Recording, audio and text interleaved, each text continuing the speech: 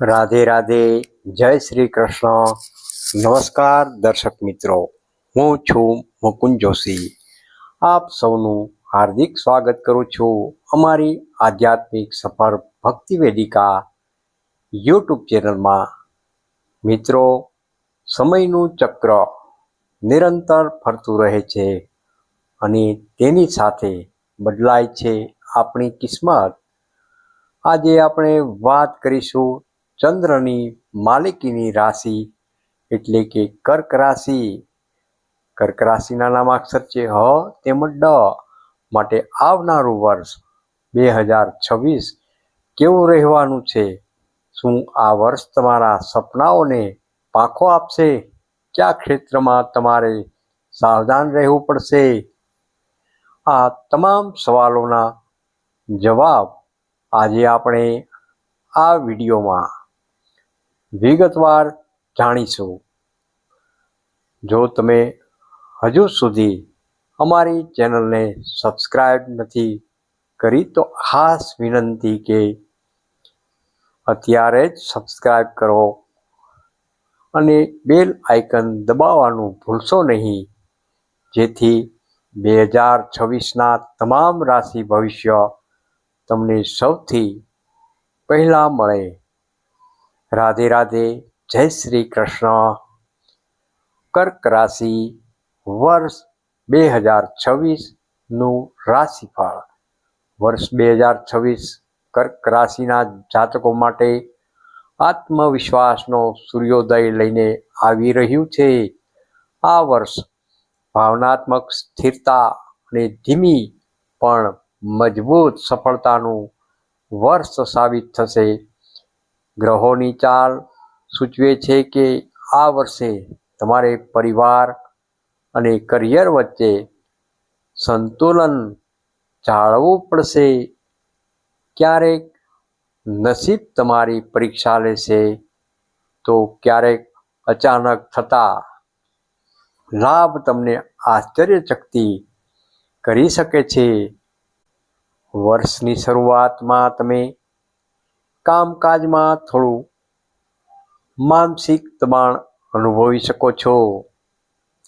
એવું લાગશે કે મહેનત વધુ છે અને પરિણામ ઓછું મળી રહ્યું છે.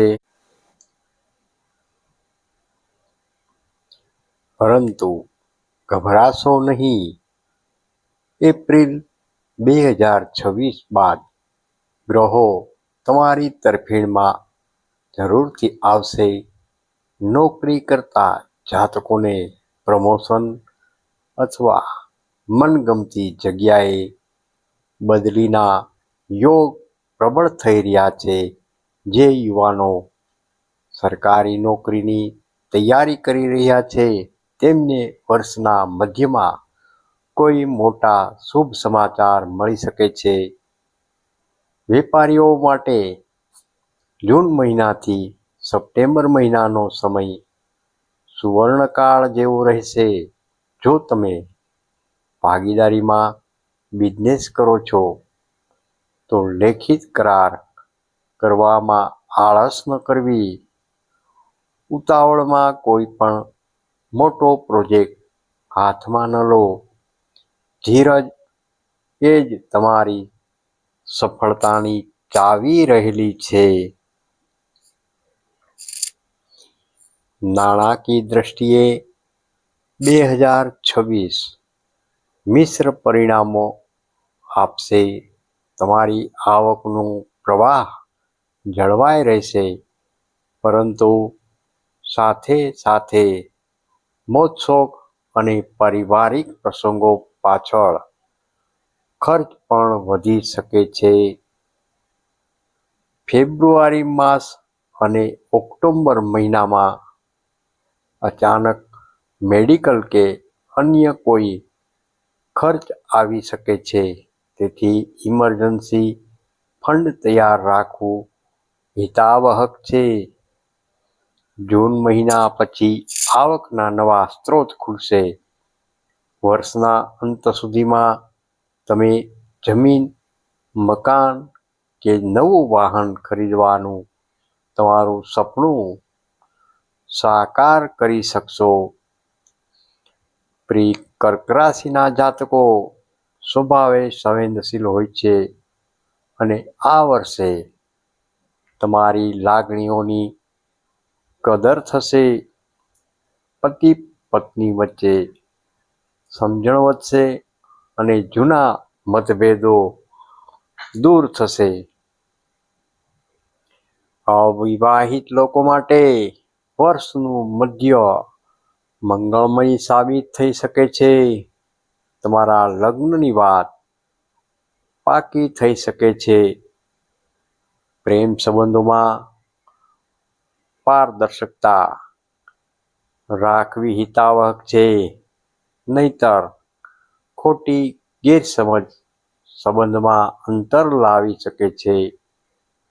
માતાનું સ્વાસ્થ્યનું ધ્યાન રાખવું ખૂબ જ જરૂરી છે. જોકે તેમનો સહયોગ હંમેશા તમારી સાથે રહેશે. સ્વાસ્થ્યની બાબતમાં આ વર્ષે થોડા રેડ સિગ્નલ છે. વધુ પડતા કામના બોજને કારણે બ્લડ પ્રેશર, ગેસ અથવા ઊંઘ ન આવવાની સમસ્યા ઉદ્ભવી શકે છે. મે મહિનાથી જુલાઈ મહિના દરમિયાન મુસાફરીમાં અને ખાવા પીવામાં ખાસ સંયમ રાખો. માનસિક શાંતિ માટે યોગ તેમજ ધ્યાન, મેડિટેશન ને તમારી દિનચર્યાનો ભાગ બનાવવો હિતાવહ રહેશે. વિદ્યાર્થીઓ માટે વર્ષની શરૂઆત થોડી સંઘર્ષમય રહી શકે છે. એકાગ્રતામાં ભંગ પડી શકે છે, પરંતુ સપ્ટેમ્બર મહિના પછી સરસ્વતીજીની કૃપાથી તમારા અભ્યાસમાં તેજ ગતિ આવી શકે છે. સંતાન પક્ષ તરફથી તમને ગૌરવ થાય તેવા સમાચાર મળી શકે છે. ભાગ્યશાળી પરિબળો અને ઉપાયો જોઈએ આપણે. તમારા ભાગ્યને વધુ બળવાન બનાવવા માટે શુભ રંગ જોઈએ તો સફેદ અને ક્રીમ.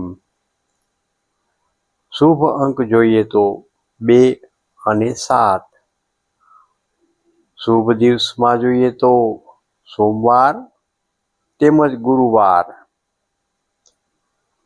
સાથે સાથે અચૂક કરવા જેવા ઉપાયો: દર સોમવારે શિવલિંગ પર કાચા દૂધનો અભિષેક કરવો તેમજ જલાભિષેક કરવો અને ઓમ નમઃ શિવાય, ઓમ નમઃ શિવાય મંત્રની માળા કરો.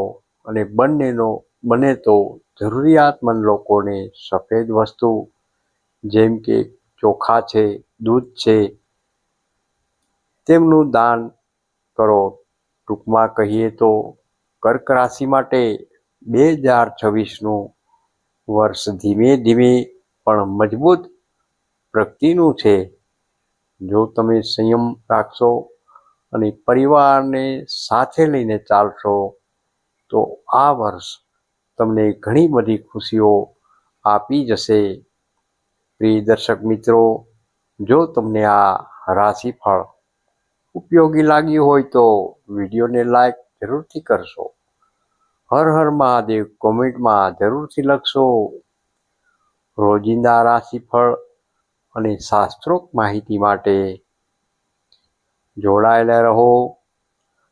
અમારી ભક્તિ વેદિકા યુટ્યુબ ચેનલ સાથે. ફરી મળીશું એક નવા વિડીયો સાથે. ત્યાં સુધી રજા આપશો. જય શ્રી કૃષ્ણ. હર હર મહાદેવ. રાધે રાધે. તમને આ વિડીયો ગમ્યો તો લાઈક કરજો, શેર કરજો. ભક્તિ વેદિકા યુટ્યુબ ચેનલને સબસ્ક્રાઈબ જરૂરથી કરજો અને હાઈપ આપવાનું ભૂલશો નહીં.